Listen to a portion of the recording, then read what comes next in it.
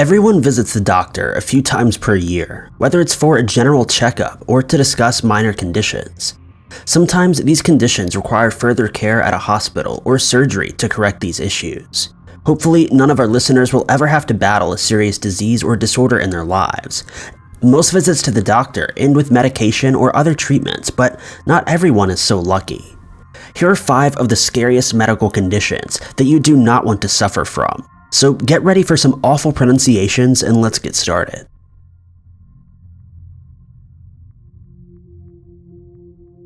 Number 5.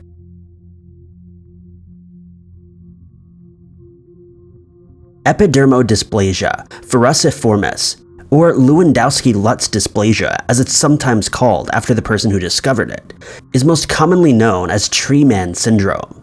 It's a disorder that causes hard, scaly growths on the hands and feet of its sufferers. These growths often look like tree bark, hence the name Treeman Syndrome. The syndrome is incredibly rare, with the Genetic and Rare Diseases Information Center estimating that only 200 people in the world suffer from this. Treeman Syndrome is caused by HPV that is transmitted from skin-to-skin contact, such as kissing or sexual intercourse.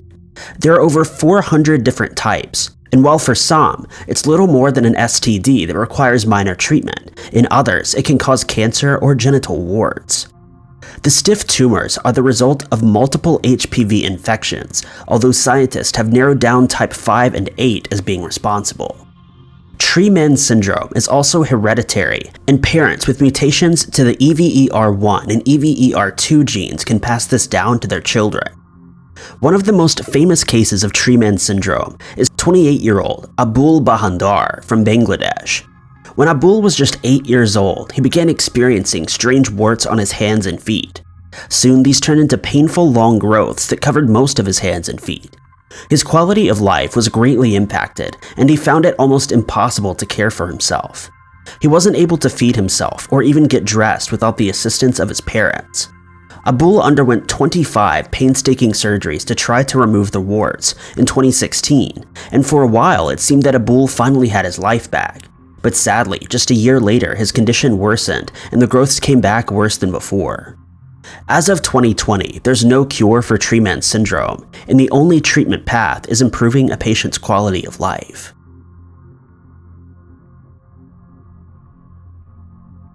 Number 4.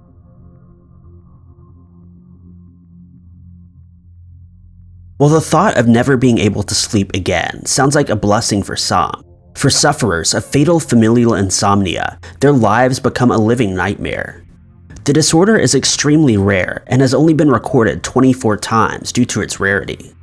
Scientists know little about the condition, other than the fact that it's hereditary and affects the thalamus, the part of the brain that controls emotional expression and sleep. The disease is incredibly fatal for sufferers, and its onset doesn't come until a person is middle-aged, about 40 or 50 years old. Due to the body being unable to sleep and rest, all other bodily functions, as well as cognitive functions, become greatly impaired. At first, symptoms start with mild insomnia, which doctors usually treat with various sleeping pills. As the months progress, the insomnia becomes worse and begins to have a knock-on effect for the rest of the body. After just a few months, weight loss, lack of appetite, and even dementia sets in.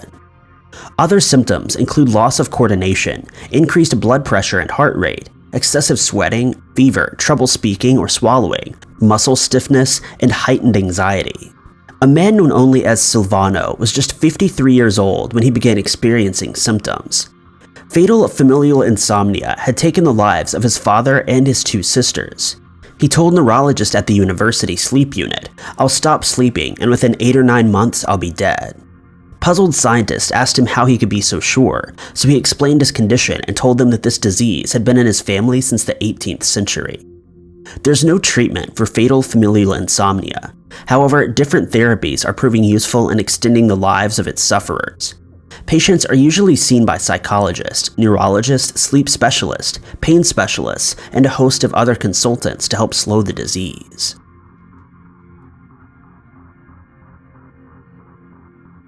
Number 3.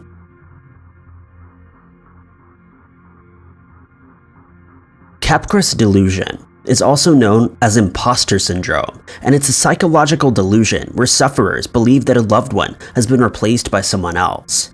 This is often accompanied by extreme paranoia and belief that someone or something is out to get them by replacing people in their life. People suffering from this delusion may become violent or hostile towards people in their lives as they are extremely confused and paranoid. Sufferers lose touch with reality and often do not recover without intensive inpatient treatment. Capgras Delusion can affect people from children to the elderly, but it's most commonly seen in women. Whether this is due to the fact that men are less likely to get treatment for mental issues, though, is unknown. A 24-year-old man, whose name has not been disclosed to protect his identity, presented at the hospital in 2016. He was suffering from a wide range of different mental health issues and also had a history of psychotic episodes. He admitted himself because he was having increasing thoughts of suicide and self-harm, as well as frequent psychotic episodes. Interestingly, a year and a half before his admission, he'd been in a car accident but hadn't sustained any head trauma, disproving the thought that the delusion only came from a traumatic brain injury. He told doctors at the hospital, "I feel everything is unreal. I feel suicidal and guilty. Last year, my sister told me it was not 2016 but 2022. She told me I've hurt my mother with a padlock and that you could no longer recognize her face. I don't remember having done this. I've lived with her since that time, so I don't really think it's my mother." He went on to explain that he believed his mother had been replaced by government employees whose mission was to get him to confess to his misbehavior while in the military. While this misbehavior was only minor, such as punching a hole in the wall and taking naps when he was supposed to be working, he expressed a lot of guilt and remorse for these actions. As of right now, the only treatment available is talking therapies and medication. Scientists are trying to get to the root cause of the delusions, as well as try to develop ways to support families of those who are affected.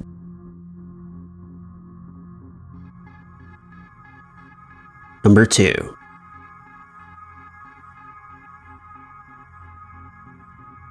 Fibrodysplasia ossificans progressiva, sometimes called Munchmeyer disease, is often known in the media as Stoneman Syndrome. It's a connective tissue disease that has horrific consequences for its sufferers. Bumps and broken bones are a part of being human. Most people will experience breaking a bone or another form of injury in their lives. While normally people are able to recover and heal from their injuries, those suffering from Stoneman Syndrome cannot. Instead of repairing and healing, sufferers' bodies cause the affected area, whether it's muscles, tendons, or ligaments, to solidify and turn to bone. With every injury, their body slowly grows a second skeleton, making it incredibly hard for sufferers to lead a normal life. Carly Henrote was just 5 years old when she began showing signs of the disease. She said, "The first thing to go was my back. Over time, it turned to a sheet of bone. My jaw is locked and I have less than 2 millimeters of opening, so it makes it harder for me to eat or talk and project my voice." Due to her condition, she isn't able to lift her arms above her head, bend at the waist, or walk because the muscles in her legs have also turned to bone. Sadly for Carly and the 800 other sufferers worldwide, there is no cure. Removing the new bone increases the possibility of accelerated growth, worsening their condition from what it was before. The life expectancy for someone with Stoneman Syndrome is 40 years, though Carly isn't letting this hold her back. Last year, Carly and her partner of 6 years bought their first house together and said, "I'm excited to get into my new home and see where my independence can take me. It's a double-edged sword because I know it will hinder me as well." Number 1.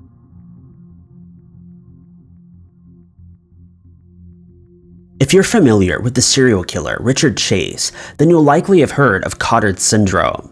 This is a mental health disorder where the sufferer believes that they are dead, do not exist, or that their blood and organs are slowly draining of blood. Sufferers may hear voices telling them that they're dead or dying and that they should give up.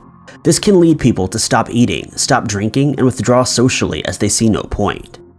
A case of a 53-year-old woman in 2008 saw her being admitted to the hospital as her family was concerned for her safety. She told doctors that she was dead and she smelled terrible. She also asked to be taken to the morgue instead of a psychiatric ward, as she wanted to be with other dead people.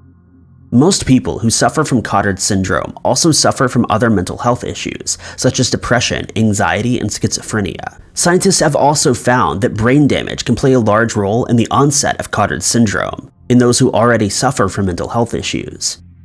Serial killer Richard Chase was active between 1977 and 1978 in Sacramento, California. Suffering from schizophrenia, Cottard's delusion, and other mental health issues, Chase would break into people's houses, kill them, and drink their blood.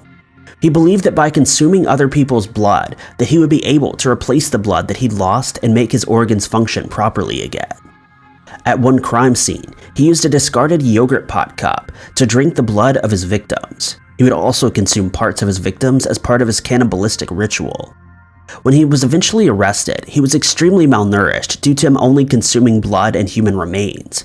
He was also filthy as he hadn't been showering or washing his clothes.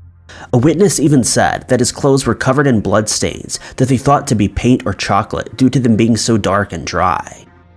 Cottard's is incredibly rare, with only 200 reported cases worldwide. As of 2009, the most effective therapy for sufferers is ECT, or electroconvulsive therapy, although medication and talking therapies are being utilized to help those affected. If you or a loved one are suffering from mental health issues, it's important to know that you're not alone. Help is available, and if you're struggling, reach out to someone you trust or to a mental health professional. Thank you guys so much for watching. If you like this video, be sure to click that like button. Also, don't forget to subscribe and click that notification bell to keep up to date with all of our future uploads. But I've been Ty Knotts, and I'll catch you guys in the next video.